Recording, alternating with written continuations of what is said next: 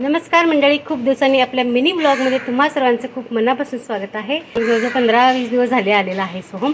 एकही आम्ही व्लॉग बनवलेला नाही आहे. पण आता आम्ही चाललेलो आहोत अंबरनाथ शिव मंदिरला. म्हणजे चला एक छोटासा व्लॉग बनावा, तुमच्याशी शेअर करावा म्हणून शेअर केला. चला निघूया आपण मंदिरामध्ये. आज सोमवार आहे त्याच्यामुळं आम्ही निघाले सोहमच्या गाडीवर. आणि फुलं घेतलेली आहेत. स्वामी समर्थ चौकातून असं शिवमंदिरला जाताना पावसाचं वातावरण सगळं तयार झालेलं. पण गेलो ना आम्ही, तितका पाऊस चालू झाला ना अचानक, खूप भिजावं लागलं आम्हाला रांगेमध्ये. आणि तुम्ही इथून ही वालदुनी नदी बघू शकताय. मंदिरात गर्दी होती आज तसे सोमवार असल्यामुळं.